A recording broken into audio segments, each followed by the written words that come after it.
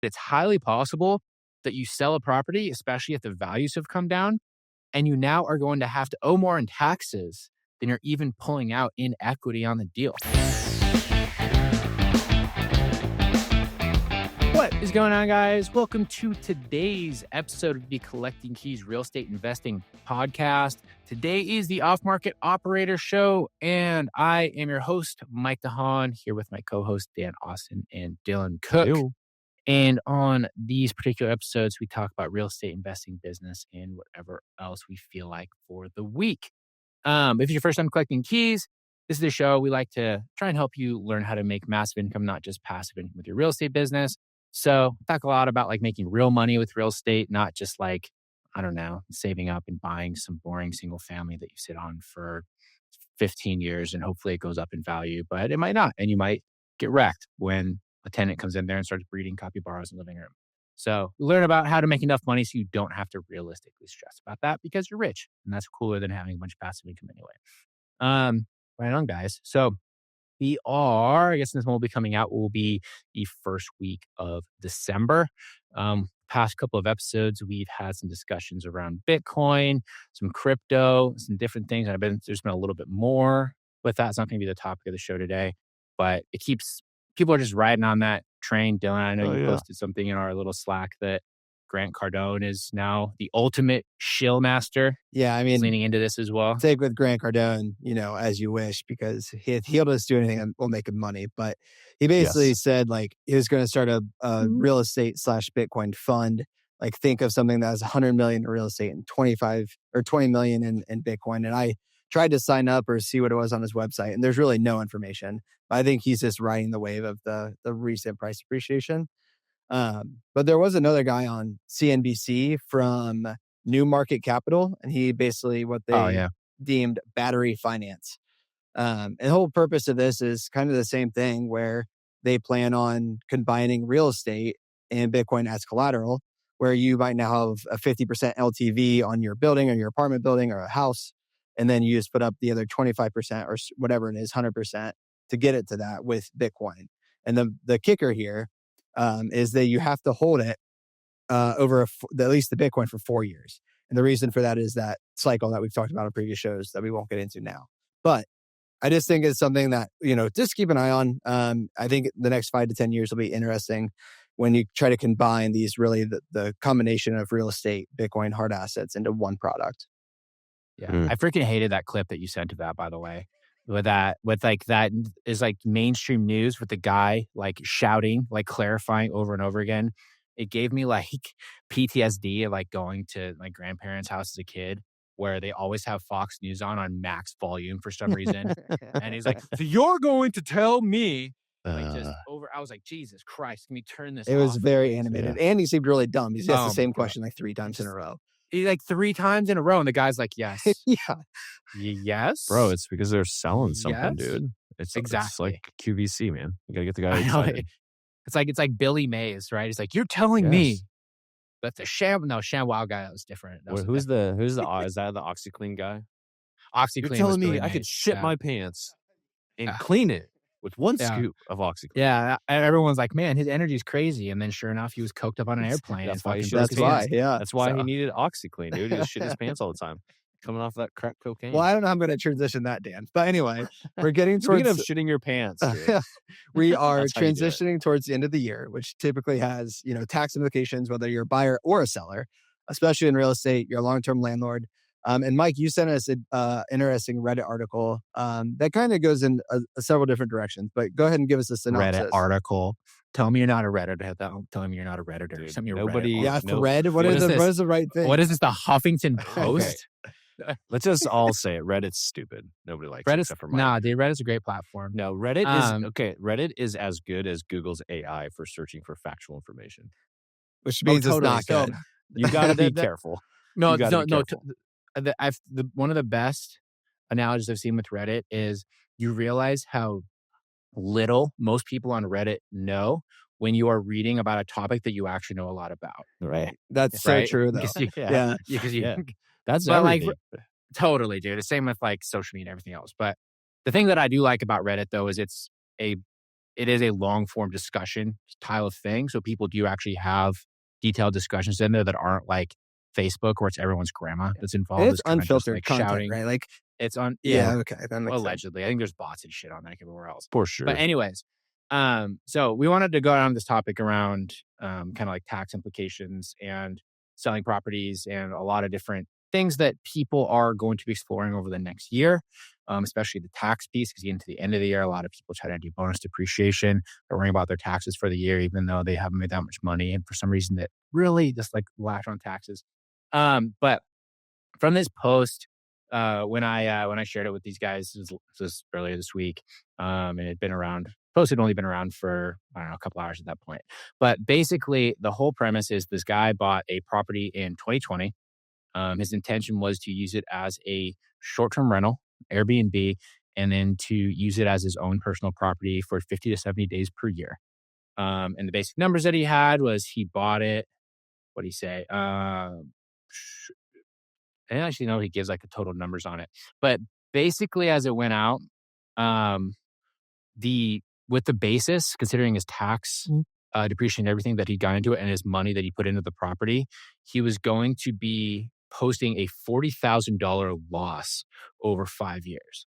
And a Not big bad. part of this was because of the accelerated depreciation that he took at the advice of his accountant to sort of like reduce whatever his income was. What does And, the just accelerated depreciation look like right now?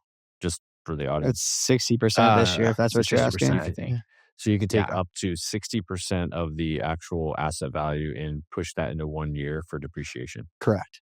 So if you correct. have an Yeah, asset valued at $100,000, like that's your basis. So typically in real estate, when you buy a property, they remove the land because you can't Correct. depreciate land. But so say it's $100,000 asset value outside of land, you could take $60,000 and write that off of your taxes as a loss, paper loss, Right. And typically for reducing your income. residential, if you don't do the bonus, it's over 27 and a half years.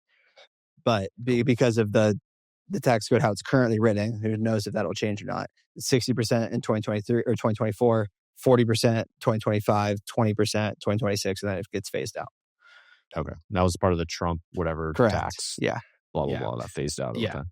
Okay. But the point of this discussion is this was something that we saw a ton of in 2021 and 22 because everyone that was in real estate was making a lot of money.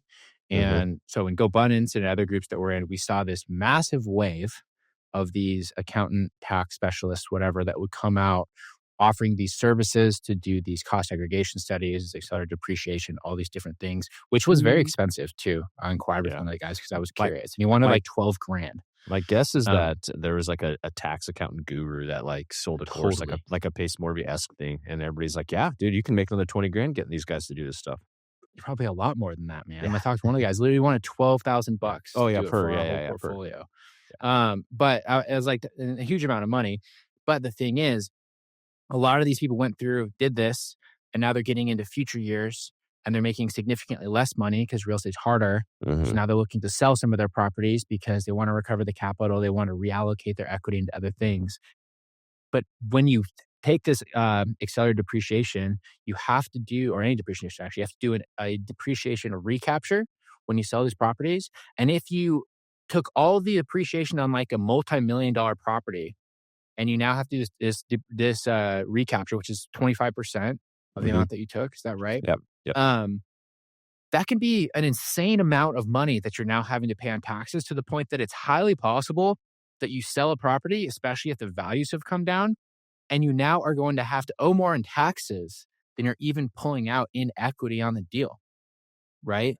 And there's been situations of this happening over and over and over again with people that I know that have bought like literally multi-million dollar apartment complexes and selling it. This dude on Reddit did it with an Airbnb, and now he's posting a big loss on it. Like, it's important to, when you're making especially like tax decisions or you're trying to do something like accelerated depreciation, you're trying to take stuff from the future, that you have a long-term mindset. Otherwise, you're kind of missing the point, Mhm. And I think a lot of people feel like they're sticking it to the government or the IRS. They're not paying their taxes. They're going to get their money regardless. The old saying is there's two things that are inevitable. It's death and taxes. Mhm. Like, they're always going to get their money.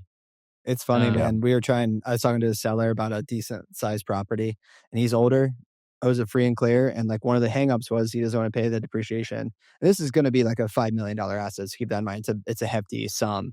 But I Yeah. talked to my CPA for literally like an hour. Like, is there any way around this? And the only thing that we could come up with is basically, he either deeds it to you in like his will, or like you get the first right of refusal. He dies, and then when the kids go to sell it, you have that first right of refusal, and they have that. They don't have the step up basis. Other than that, like you can get fancy Yeah. with seller financing over delayed periods, deferred sales trust. You can try to do this crazy stuff, but it's going to get paid sometime or the other.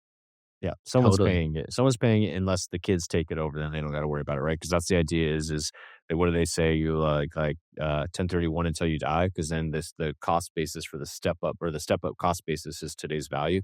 And I don't know if that goes over depreciation, but I do know for the capital gains of like if you bought it 100,000 and your kids take over when it's $1 million, like they get all that $900,000 Correct. They had to get capital the gains step up free. basis. I So don't what it's know worth about the today. first yeah, I don't know about the depreciation piece. We need probably an expert accountant on that piece if they still would have to pay the recapture of that 100,000 that was initially depreciated, but, I don't know if they do. I think that I that's don't kind know. of part of it is it because the It's just whole all free, depreciation tax is free. based off of your basis, right? And so if it Well, yeah, but your also then brings basis it down. it's only your initial basis, right?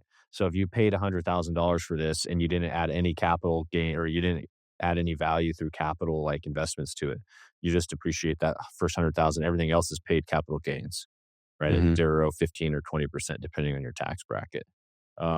But to your point though about the depreciation stuff is you have to have a long-term vision with real estate, which is truly what real estate is. And that means that you're either going to hold these things forever or you're going to actively trade your properties using 1031 exchanges. If you're not able to do either of those, you got to be careful with the accelerated depreciation because that's where you get yourself bit in the ass. Mhm. You have to take typical depreciation regardless. If you buy a rental property, you just do 27 and a half years, divide the actual value by 27 and a half years, like that's where you're going to be at, say 5 years, 6 years, 7 years, unless you 1031 it. But if you don't want to 1031 it because there's no good deals, you're paying the taxes. And then you're like this guy and Yeah. you're upside down in a property and you're losing money. I think a lot of it Yeah. comes down to too, like there's been 40 years of basically increased real estate prices because of decreasing interest rates since the 80s. Take out 2008, 2009, sure. But Yeah, um, it's just past performance is not indicative of future returns, right? So I feel like people are sure. seeing these things and they're like, oh, like as long as I hold it for 5 to 10 years, I'll be fine. That actually might not be the case. Hmm. Mhm.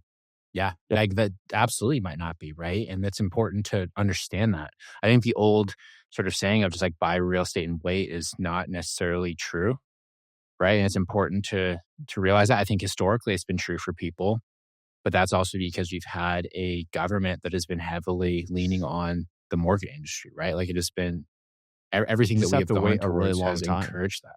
Yeah, it's waited a super long time, but Yeah, that's also was in a period when salaries were increasing, people were making more money, right? Interest rates have been historically low for like the last 25 years. There's been the push for the American dream to like buy properties and have your own home and do other things. All that stuff is kind of gone now, right? And so does that mean over the next 20, 30 years that real estate's going to have the same upside potential? I don't know, maybe not, but it's just important to kind of understand that. And this can yeah. get really funny too. Like we've had, like when you're doing acquisitions, is we've had sellers. There's one in particular that I remember out in Idaho that basically have shot themselves in the foot where they're like not even really able to sell their property without needing to Mm, bring money to the table. So there was this one I remember, this was like a year or two ago. I talked to this guy. He'd bought the property 30 years ago for cash. It's like 50 grand, 40 grand, whatever it was. The property was now worth like $400,000 all fixed up. Of course, she did fuck all to take care of it. Things in horrible mhm. condition. And so we were coming in with an offer of like 200 or like 180 or even lower than that. Um, and he was really worried about the taxes because he'd been taking depreciation the entire time.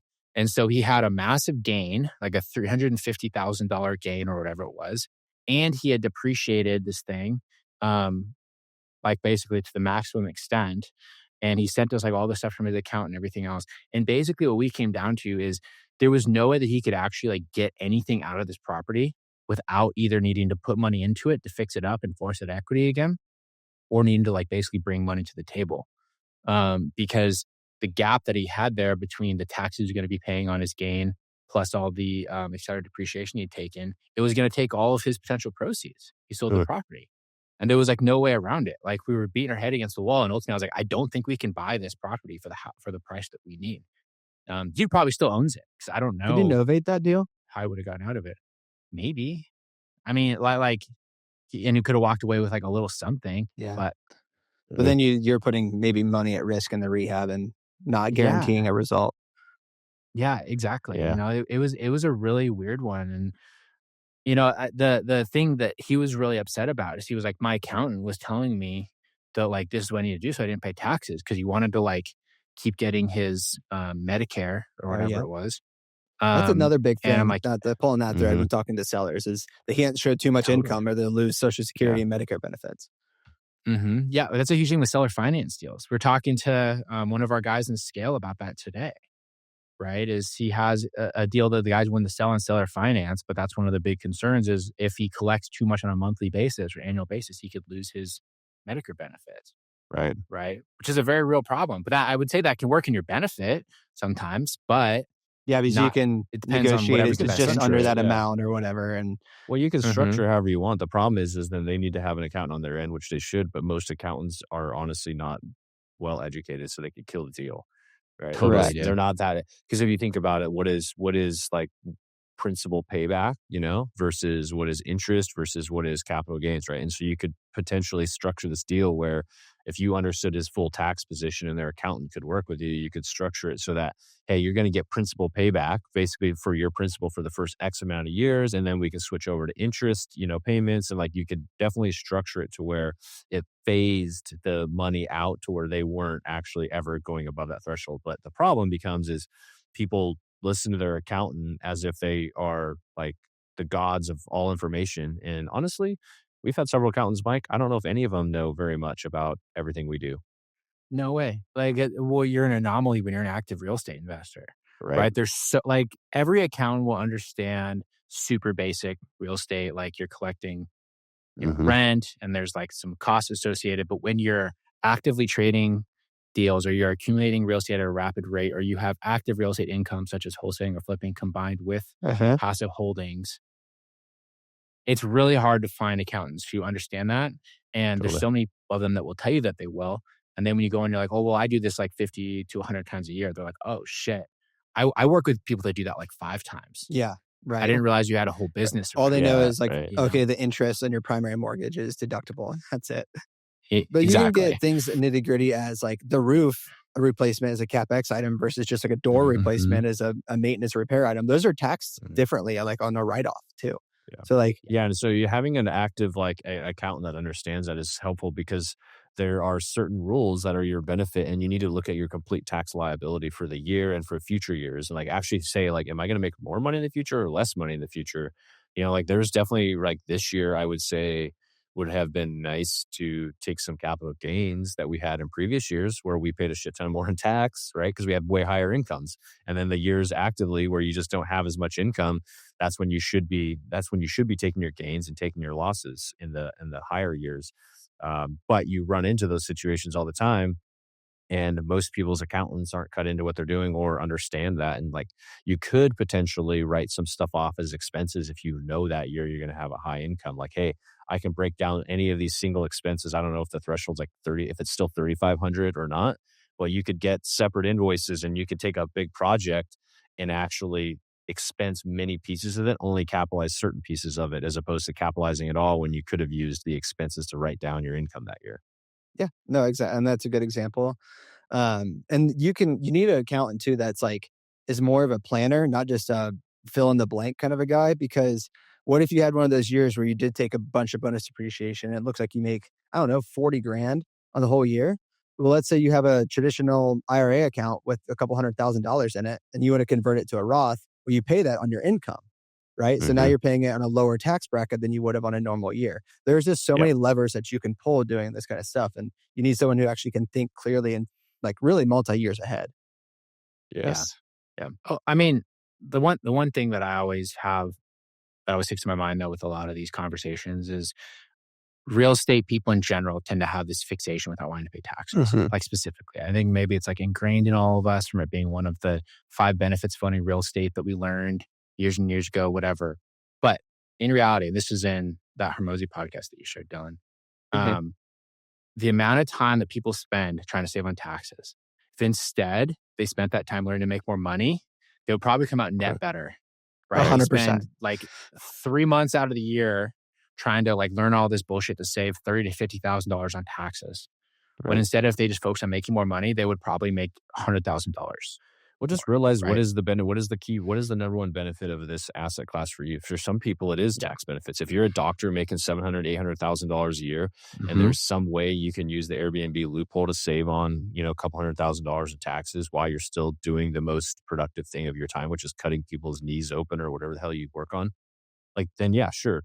But if you're just a dude who's trying to make enough passive income to not work anymore, like taxes probably aren't going to be your issue because you're not going to have an income high enough, generally speaking, in those first several years to worry about it. Now you're talking about, dude, I just buy 2 properties that cash flow $2,500 each. You're going to be poor. Yeah, I think my rent's minus my mortgage, and that's my cash flow. Yeah, fuck yeah. I'm so rich. But no, I mean, to your point, Mike, it's like, would you rather have like save $500,000 in taxes, or would you rather just make $1 million? Like more, right? Exactly. Like, and that's what Hermosi was getting in that podcast, which I really liked. It's like the efficiency versus the magnitude of like, when do you pivot from trying to get better at something versus just doing more of what you already know works? Exactly. Do way more of it. Yeah, I guess in our business, that would be just doing more direct mail versus, okay, now I'm going to list more stack direct mail, and more follow up. Yeah, right. Or having my copy get better. I'm going to try these different mailers, or hell, I mean, I don't know if I shared this in the podcast before, but when I first started, I made like a YouTube video, put it on a QR code and put it on my mailers of like me talking about it. And I thought I was a genius. I was like, I haven't seen anyone do this before. And I think I sent out like 10 to 15,000 mailers. I think I got one deal out of that. I mean, you got a radio face. Yeah, that's true. But you think that would be different than everybody else, right? It just turns out it didn't work. Exactly. So. It just didn't work. I guess that there's a good silver lining though in that is like trying and figuring things out and understanding. Sometimes you have to understand what doesn't work to reinforce what does work. That's true. Totally. That's a good point. Yeah. Yeah. And there's lots of stuff you can put it into. Like you said, more mailers, more follow-up, even doing like another flip, right? Like you're trying to save your $30,000, you spent all this time. What if instead you did another wholesale deal? You had to bring 10% down and you went and you made $30,000 to $40,000 on that. Oh no, you're going to have to pay taxes on that money too. Yeah, that's the whole point. Like you made more fucking money. There's actually you're still going to be coming out There's better. a decent investor here in town. He's like, he did a lot of the Burr method when you could. And he's an agent too. And he's like, I don't flip houses because you get taxed too much. I'm like, that doesn't make sense to me. You get taxed the same as the rest of your money. Yeah, it's ordinary income. Like, bro, I was like, so if you make a lot of money, regardless if you're an agent or a house flipper, it's taxed the same. Yeah. So wow, that's funny. Dummy. I've seen that too, where people will be like, I'm gonna my flip has already gone for 10 months, so I'm gonna hold it for 2 more months and sell it, so I get short-term capital gains. That's not how that works. Capital gains. It doesn't work that way. Yeah, exactly. It doesn't work that way. But also too, if you just look at it mathematically, what's your hard money cost, dude? It's probably going to be the difference in your taxes. Yeah. 100%. Like your holding costs alone. And it goes back to the timing of everything and trying to do stuff. Don't get cute with things. Just do shit the right way and don't, because the 2 months, there's unknowns, right? There's also, get rid of it. As a business owner, you need to get rid of as many unknowns as you can, and then take some big hits that have actually asymmetric upside, not like, oh, I'm going to save a couple grand. Yeah. I know like the past couple of weeks in the real estate, it's been kind of, I don't know, we said boring. And right now it's like confusing to me. And I say that because November is really good for us as far as like revenue wise.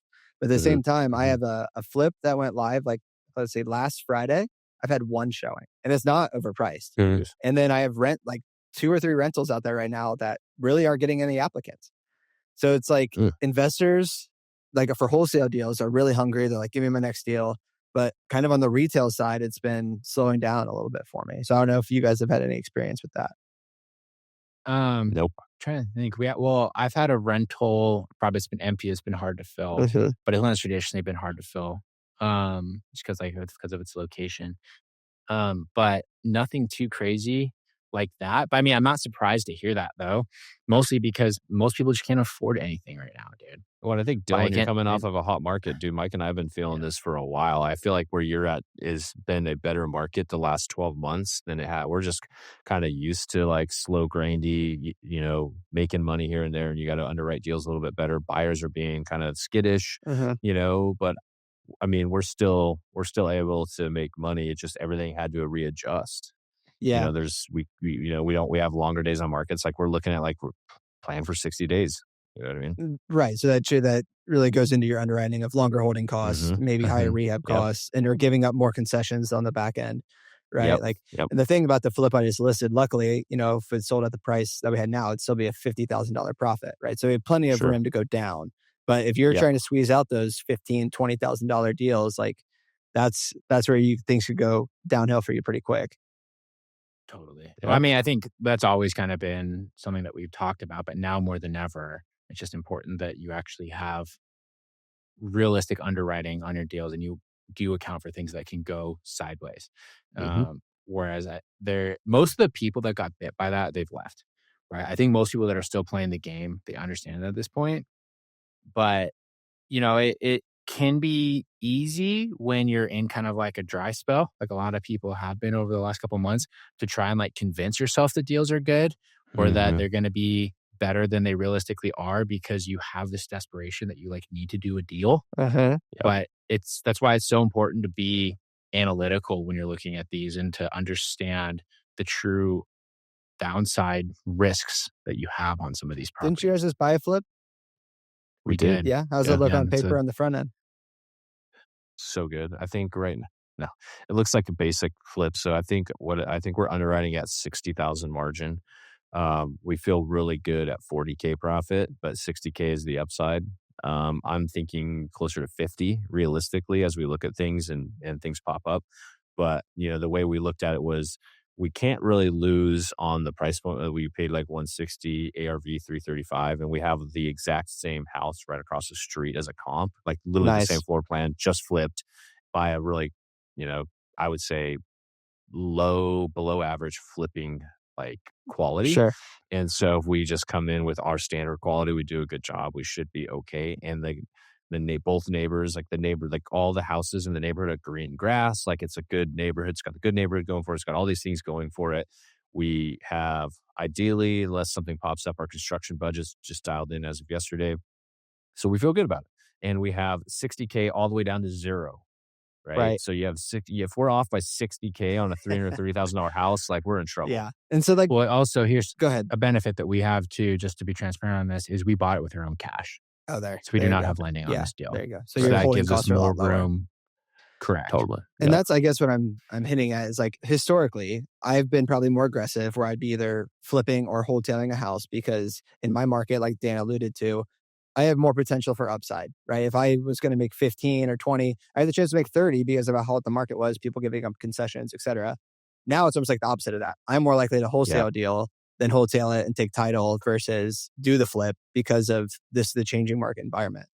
And that's going to be local no matter where you are. I mean, it's going to be your own market, but Yeah, absolutely. And it's just time to it's like Mike and I feel like we've been talking about this, beating this drum for the last 12 to 18 months is like, it's not time to go and pick up 5 to 6 flips if you're in a market where things are a little slower. Depending on the size of you, 5 to 6 flips might be small, but like if it's like average, that's a lot to put out there and a lot of moving pieces to make sure, nothing goes wrong. And, I know the guys in Spokane where we're at that are they've got 12, 15, 20 uh-huh. flips on the books. They all are losing money on some of their deals. They're not all Wow. winners. Yeah. And that's just how it is. And you see that cycle. It doesn't matter who the person is. It's just really in our market, it's just a product of how big our market is and how big people can get before the rails kind of come off a little bit. And you have to peel back and say, you know what, maybe 10 is all I do, maybe 5, maybe 2, maybe 1 at a time is all I do, just depending on your size. And then when the market's going crazy and you can't lose, maybe you take a little risk and you bet on yourself a couple times. But you have to realize that as you do that, the music stops at some point. Mhm. It always does. Yep. And so you have to be prepared to do that. And the problem people have that I've seen that get in trouble is they take all their profits, they keep reinvesting it. Maybe they don't even like realize their tax bill. So then at the end of the year, they have this big tax bill, and then the next year sucks, and they're starting to take losses Mm. on all their projects. So now they're broke and have no money, Or and now they have a tax you're a bill. forced seller or anything that you might have, has a rental or something Mhm. like that. Totally. Exactly. Yeah. Yeah, for It sure. reminds me of, And I think Mike, didn't you have oh, someone on the show that you knew someone who was okay with like $5,000 to $8,000 profits on some of their stuff and they just wanted to make it up in volume? Like, yeah, like we've that, we've, this model talked to several doesn't people work like right that. now, in my opinion. Yeah, No. no, it's too risky. There's not enough margin in a big, slow moving asset that you can't liquidate super easily. I mean, $8,000, that's just a few months of hard money payment at the median home price for most people. I know. Yeah, it's crazy. But I also think, like, what you just outlined is why it's so important to be in control of your own pipeline, right? Mhm. Because it gives you the opportunities to actually pick the deals that Right. are worth your risk taking down, and this is where most, like, flippers, like, people that only are gonna flip houses are not gonna market, not gonna do any of their own sales, not gonna find their own deals, and they refuse to wholesale because they feel like it's hard or they don't wanna have hard conversations. This is why they make less money or they disappear, is because they get stuck buying all the shit that the people that are finding the deals don't want, Uh-huh. right? Uh-huh. Because, honest truth, those of us that are out there doing the hard work to find the deals, if we get a really good one, we're not gonna sell it, we're gonna buy it. Exactly. Right, It's just our deal. plain true. And even over the past couple of years where Dan and I have done just a handful of flips, the reason we only did a handful of flips is because we didn't like any of the deals that we found that much, Uh-huh. like, honestly. Uh-huh. So we were happy to sell it. People, they would go, they'd make their money, good for them, that's great. We'd make our money faster. Uh-huh. Yeah. And the But ones that we loved, we kept, right? Those were Mhm. the rental properties that we kept. We're like, we love this one. We don't love it Yeah, as a flip, but as a property, we love it. And then everything else gets wholesaled off to people. yeah, yeah, exactly. And the where people get stuck is, like I said before, when they get desperate for a deal or they feel like they need to, be buying things to move things forward, or they're doing like what you said, Dan, is where they're trying to stack up a bunch all at the same time without thinking of the long-term implications or make sure that they're setting their money aside. Yep. And then stuff does get weird next year. Like, I know, Dylan, you showed that podcast where people are, I don't know who this lady is exactly, but was really involved in the financial crisis. She was saying that she was expecting to have a pretty significant drop like next Yeah, summer. middle of next year. And she was around during the 2008, 2009. She was kind of like one of the middlemen for all of like basically someone who brokerages mortgages. Yeah. And she can see a lot of data that, the layman can't see, or, individual mortgage lenders. And she was kind of comparing those time periods. And her biggest like concern really is delinquency rates from all kinds of loans. So it'd be jumbo loans, FHA, VA, or conventional loans have all started to increase. And the rate of which they're increasing is increasing, if that makes sense. Mm. Um, and so she is very adamant and very data driven. And basically, June of next year, she's like, I would be shocked if we didn't have like a nationwide reduction in median home prices. Um, that is going to be obviously very specific to your market. And she really, really nailed on the ones that have been hot recently: the Sun Belt, Phoenixes, Texas, Yep. DFWs, anything in Florida or down in that general direction. But I guess the take home is know your local market, and maybe now is a better time to be more cautious than you have been, if you haven't been already. Yeah. I just think the biggest indicator of everything is that the average person cannot afford stuff, right? Like, they can't afford general day to day, month to month living expenses, let alone to buy a house. Right. And that is always going to be indicative of a negative economic situation. Right. What do you think caused Right. that? Like, I mean, I'm So trying to figure it's out. not only the housing stuff like people can afford, but if they're renting, their rent's gone up. They don't have anywhere else to go. If they're financing a car, they're doing it over 60-month leases at 12%. Groceries, are more expensive in general. Basically, just like your everyday like necessities, not even like the luxuries, are getting more expensive. And you got to realize the Mhm. median income in the United States is like 60 grand, 70 grand. And Yeah. so, Yeah. And that hasn't increased at all. And then, like, there's other stuff too, like freaking health insurance Mhm. for everything. Like, Yeah. like so many companies have stopped providing health insurance, or they're now charging for it, which is already just another Right. expense that people dude, have to pay fucking for. childcare. That's new to me. Yeah. Yeah. It's, I Yeah. mean, for the audience, like we did like 4 or 5 different places interviewed. It ranged from $1,300 to $2,000 a month. You know what's Hmm. funny about that, Dylan? Is that's about what it is here in Spokane.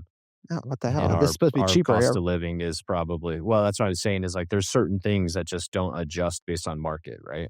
Childcare is kinda standard, healthcare is kinda standard, Mhm. car insurance, like, there's a lot of stuff's just kinda standard, and there's a Mhm. lot of, like, red tape around some of those things that cause companies to not be able to provide those products as affordable as, like, it Yeah. could be, but childcare is one of those things you're like, "What the hell?" And that's people like to have And kids. this They're can go into strapped. like societal implications. Like this is why people don't have kids or they have them later on in life, right? Because they can't Mhm. fucking afford it. Yeah. Mhm. And anecdotally, I track foreclosures pretty close in my market. And for the past year and a half, it's been anywhere from 25 to 35 a week. And that's between 4 different counties. Past 2 weeks have been 60 plus. Do you think that, I don't know the data on this, Dylan, you're a smart guy. It's like, is it less jobs or is it just purely inflation? I don't know the actual numbers, but if I had to put a guess on just based on readings, I would say it's mostly inflation. Just I people think in they're on a razor's edge so that anytime that they got it, if their grocery bill goes up $250, they Oh, just yeah. that they have something has to give and it's usually their mortgage Yeah. because they still got to eat. I mean, even seeing Yeah. things in like local neighborhood groups of like, hey, I'm switching to Aldi or like, this discount commercial grocery store so we can afford groceries for a family of four this week. Like, you're just going to start seeing more and more of that. Yeah. Damn. You know what it is, we've seen this statistic for years, 5, 6 years about like 40% of Americans live paycheck to paycheck. Uh-huh. 50% of Americans live paycheck to paycheck. That's been true for a long time. And now that we've had a universal price increase across everything, that paycheck to paycheck has now Yeah. come to I live in a deficit, Yeah. Yeah. right? Because companies can't just turn around and all of a sudden give people more money because inflation goes up, right? Because it's No, like a vicious cycle it's a because people don't feedback have the loop on money to buy itself. Yeah. they don't have the money to buy their products, Mhm. and then once the credit runs out because they're buying those products on credit, but once the credit runs out, they can't buy them. Then companies can't give them pay increases. Companies lay people off. They do whatever they do. That's another actually Yeah. good data point is credit card dollar amount is at the all-time high, Mhm. but also the delinquency on that dollar amount. Ugh. Mhm. Yeah. And there's a lot of things too. Like it's hard for people to find new jobs for whatever reason. I will say that as a employer, it's extremely hard to hire people because there's so many freaking applicants that come in, most of Yeah. whom are completely unqualified, right? Or don't want to work. So there probably are great people that we don't even see just because they never get a chance to like get in front of us. And then this is something that I've beat on this drum for a little while. A lot of people talk about AI. I don't give a shit about AI. I mean, I do, but I don't think it's as big of a risk as people should be concerned about. The bigger risk for most people in the United States is the rise of the overseas worker that is better and cheaper and more excited to work than you, right? Ugh. You can find people from the Philippines, from India, from Eastern Europe, from South America, from the Caribbean, from fucking Nigeria, from everywhere that have their own versions of qualifications for specialized things or just to be admins or to be salespeople that will show up for work every single day, regardless of, if there's a typhoon, if there's a civil war, right? We've had people that work Mhm. for us that have had They these things gotta go eat. on. They gotta eat. They show up and they will work for $5 to $10 an hour, and they do a good job, So what do you think and they're that so excited. I guess I'll preface this with one point. I do think American companies would rather hire Americans every single day of the week if they could, If they could. given the I if think they could, uh, right? I think people absolutely. would rather do that, like because it's just it's easier, it's better. People like that, right? Um, but do you think it's because most of these third world country people are just in such distress that like I have no choice, where Americans aren't as in distress, so they're just like, man, I got choice because they I do. They don't show think up regardless. I think maybe part of it's that. I think also too for them it's an opportunity, Mm, right? Like to work, especially if you're a good company to come work for you and like sure. make what's really good money for them. Yeah. It's an opportunity, right? Because people in the US, they will get excited for jobs if they see it as like an actual opportunity, right?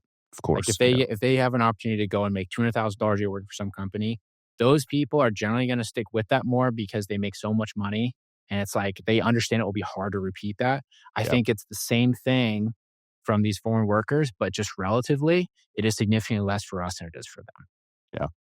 I mean, You job know, jumping is encouraged in the United States for higher salaries. It's- That's not something that yeah, the VAs do. That's like a big no like way, red flag if you're No. a virtual They'll assistant. just work 3 jobs instead of telling you no. Yeah. right? Like, you know what I That's mean? actually a good question. Yeah. I'm trying to think of. I don't think we've ever had a VA quit. Or I don't think we've ever had anybody quit and leave for another opportunity. We've definitely had probably I people work 2 or 3 jobs, but, that happens. totally. Yeah, I mean, people in the States, though, too, Yeah, is they work their exactly. office job, then they gotta work as a bartender in the evening because they need to make more money. Or you're a software yeah. engineer and have 3 jobs from Google at $200,000 a year each. Which is a whole Or other problem. 350 I'm so glad that those fucking dorks are finally getting what's due. I was so sick of that So are trend. those Oh my are God. those the guys that we're hiring now? Because they don't have The what? jobs? On The software developers and engineers that because they all got No, laid man, off because from all the big the tech companies. pricing expectations, like the guy in Is my too high. scale pod, he pays his VA, like outside of a VA placing agency, like $400 a month, and she's like a great employee. The Mhm. Gen Z apparently wants, like, they think to live they need like $400,000 a year in income. That's not a joke. That's actually I saw that. statistic. I Wild. saw that statistic. Yeah. Their definition of what was considered successful was $580,000. See, and that's In their so unrealistic. in their defense, though, that is a nice number to have. Totally. But it's such an unrealistic thing, right? Well, Whereas like especially when you're millennials 24. was like, yeah, millennials was like 160 or something, and then Gen X was like 130, and then boomers was like 90,000. Yeah, right. Boomers is like $13. Well, boomers have their house paid Yeah. off. They're like, I need my $2,000 in Totally. Social Security. I don't need anything else. Yeah. Yeah, exactly. Anyways, guys, thanks for listening. Please share this show with anyone else who might be interested in real estate business or just listening to 3 white guys in their 30s fucking have a podcast because that's what we all do. Every We're all white guy losers. does this. So it 100%. Yeah.